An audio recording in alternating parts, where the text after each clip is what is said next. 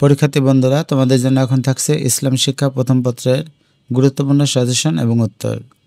ইসলাম শিক্ষা প্রথম পত্রে যে অধ্যায়গুলো পরীক্ষা আছে সেগুলো হলো 1, 2, 3, 4, 5 এবং 7। এই 6টা অধ্যায় থেকে একটা অধ্যায় বাদ দিলেও তোমরা সহজেই 7টা প্রশ্ন কমন পেয়ে যাবে। প্রথমে ক নম্বরের জন্য গুরুত্বপূর্ণ প্রশ্ন।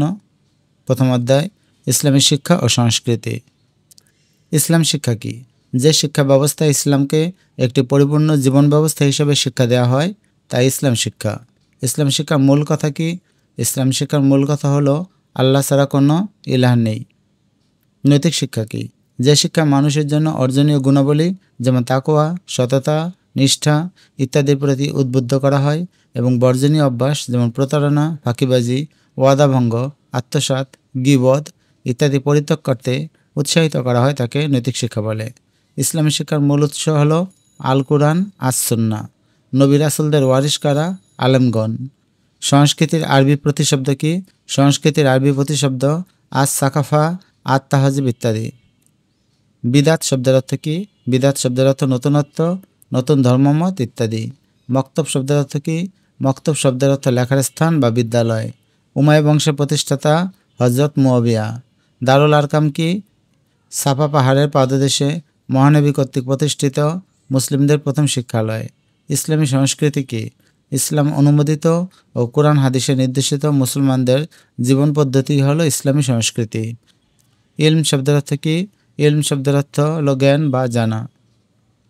ইমাম গাজ্জালির প্রধান পরিচয় কি? ইমাম গাজ্জালির প্রধান পরিচয় হলো তিনি একজন প্রখ্যাত মুসলিম মনীষী ও সুফি দার্শনিক। হযরত শাহ মাখদুম কোন অঞ্চলে ইসলামী সংস্কৃতির বিকাশ ঘটান? রাজশাহী অঞ্চলে। ফালাসিকা গোষ্ঠী প্রবর্তন করেন কে? আল কিন্দি। বীজগণিতের জনক বলা হয় কাকে? মুহাম্মদ ইবনে মুসা আল খাওয়ারিজমিকে। দ্বিতীয় অধ্যায় ইসলাম ও ব্যক্তিজীবন। ইসলামের বুনিয়াদী আমল কয়টি? 4টি।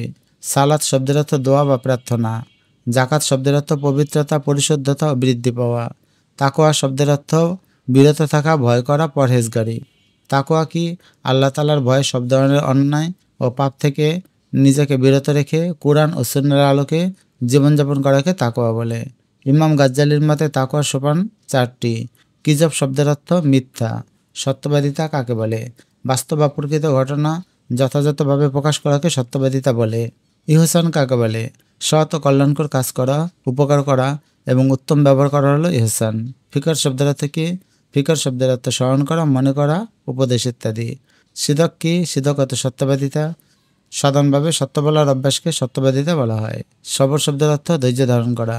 জিকির হলো সব রকম কাজকর্মে মুখে আল্লাহর নাম উচ্চারণ এবং অন্তরে স্মরণের মাধ্যমে তার সাথে মানুষের আত্মার মিলন ঘটানোর পদ্ধতি। শুকর কি?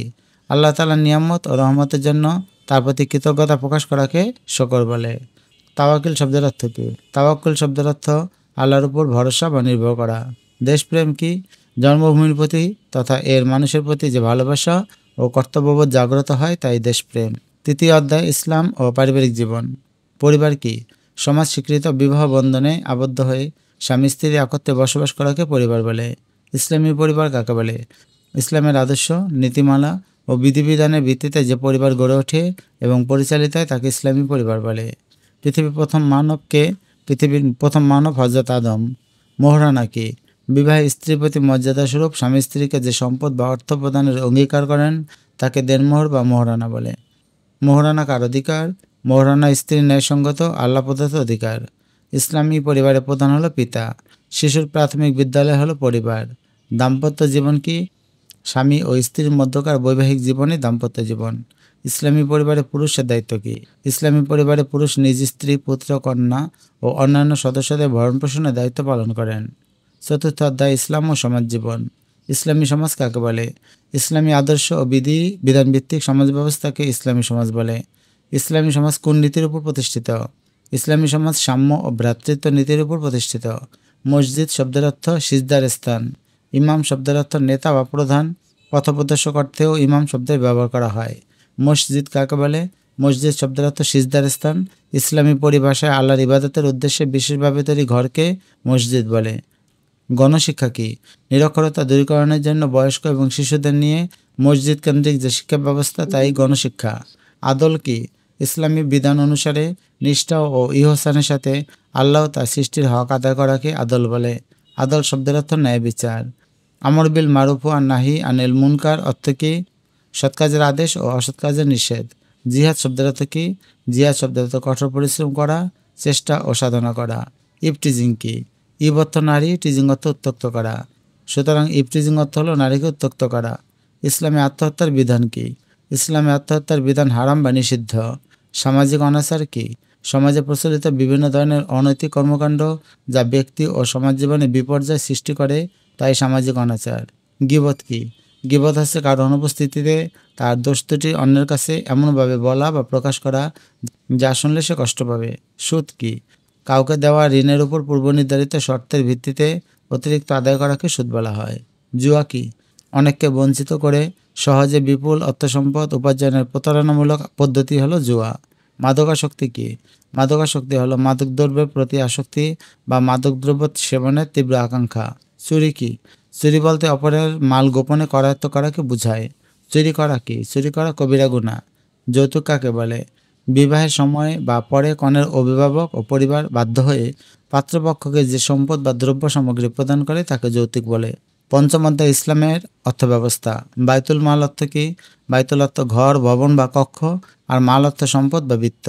সুতরাং বাইতুল মাল অর্থ সম্পদের ঘর। বাইতুল মাল কি? ইসলামী রাষ্ট্রের রাষ্ট্রীয় কোষাগারকে বলা হয় বাইতুল মাল। নিসাব কাকে বলে?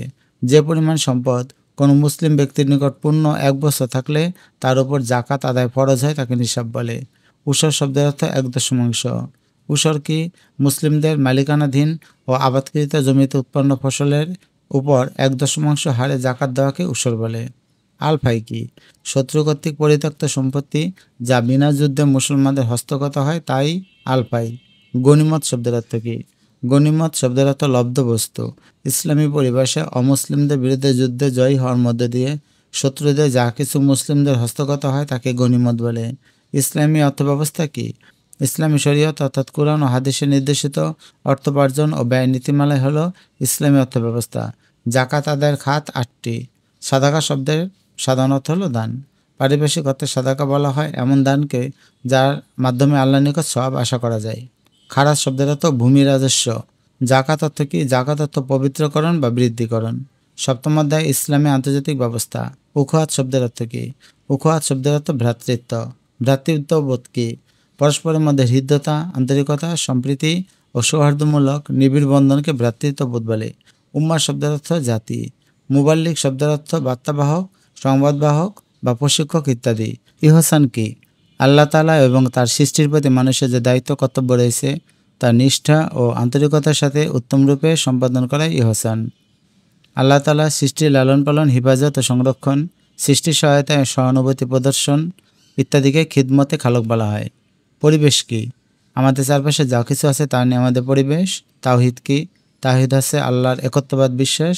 দাওয়া শব্দের অর্থ আহ্বান করা, ডাকা ইত্যাদি। এবার সৃজনশীলের খ নম্বরের জন্য অনুধাবনমূলক প্রশ্ন। প্রথম অধ্যায় ইসলামী শিক্ষা ও সংস্কৃতি। ইসলামী শিক্ষা ওহীভিত্তিক ব্যাখ্যা করো। ইসলাম ও নৈতিকতা পরস্পর পরিপূরক ব্যাখ্যা করো। ইসলামী শিক্ষা তাওহীদ ভিত্তিক ব্যাখ্যা করো। ইসলামী শিক্ষাকে সর্বজনীন বলা হয় কেন? জ্ঞানান্বেষণ করা প্রত্যেক মুসলিম নরনারীর উপর ফরজ ব্যাখ্যা করো। মক্তব শিক্ষা প্রয়োজন কেন ব্যাখ্যা করো। দ্বিতীয় অধ্যায় ইসলাম ও ব্যক্তিজীবন।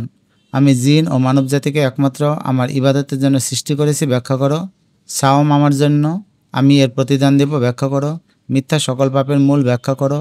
সত্য মুক্তি দেয় আর মিথ্যা ধ্বংস করে ব্যাখ্যা করো। হারাম উপার্জন ইবাদত কবুলের অন্তরায় ব্যাখ্যা করো। হালাল উপার্জন একটি ইবাদত ব্যাখ্যা করো। সত্যিকারের মুমিনগণ আল্লাহর উপর ভরসা করেন ব্যাখ্যা করো। আত্মশুদ্ধিতে সালাতের ভূমিকা অনন্য ব্যাখ্যা করো। দেশপ্রেম বলতে কি বুঝো? তৃতীয় অধ্যায় ইসলাম ও পারিবারিক জীবন। ধন সম্পদ ও শিশু সন্তান পার্থিব জীবনের শোভা ব্যাখ্যা করো। মায়ের পদতলে সন্তানের বেহেশত ব্যাখ্যা করো। স্ত্রীরা তোমাদের ভূষণ আর তোমরা তাদের ভূষণ ব্যাখ্যা করো। স্বামী স্ত্রী একে অপরের পরিপূরক ব্যাখ্যা করো। ইসলামী পরিবারের কর্তা পিতা কেন বুঝিয়ে লিখো। ইসলামী পরিবার শান্তির নীড় ব্যাখ্যা করো। পিতামাতা উভয় তোমার জান্নাত এবং তোমার জাহান্নাম ব্যাখ্যা করো। ইসলামী পরিবার একটি শিক্ষালয় ব্যাখ্যা করো। একজন ধার্মিক স্ত্রী নিজের স্বার্থে কখনো স্বামীর আমানতের খেয়ানত করে না ব্যাখ্যা করো। চতুর্থ অধ্যায় ইসলাম ও সমাজ জীবন। আত্মীয়তা সম্পর্ক ছিন্নকারী জান্নাতে প্রবেশ করবে না ব্যাখ্যা করো। আমর বিল মারুফ ও নাহি আনিল মুনকার বলতে কি বোঝায়? নিরক্ষরতা দূরীকরণে মসজিদের ইমামের ভূমিকা গুরুত্বপূর্ণ কেন? মিথ্যা প্রতারণা নামান্তর ব্যাখ্যা করো। নেশাজাতীয় যে কোনো দ্রব্য, মদ আর যাবতীয় মদই হারাম ব্যাখ্যা করো। ইসলামে মাদকাসক্তি নিষিদ্ধ কেন? পঞ্চম অধ্যায় ইসলামের অর্থব্যবস্থা। ইসলামী অর্থব্যবস্থা বলতে কী বুঝো ব্যাখ্যা করো। নিশ্চয়ই অপব্যয়কারী শয়তানের ভাই ব্যাখ্যা করো।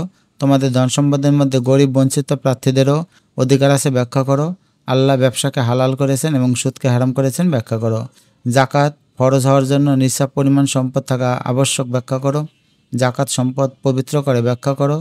জাকাত ধনী ও গরিবের মধ্যে সেতু ব্যাখ্যা করো। উসর ও খারাজের পার্থক্য লেখো। সপ্তম অধ্যায় ইসলামের আন্তর্জাতিক ব্যবস্থা।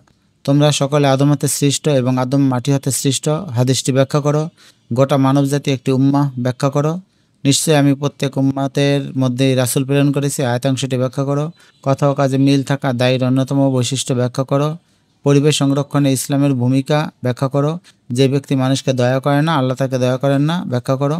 খিদমতে খালক জান্নাত লাভের একটি পথ ব্যাখ্যা করো।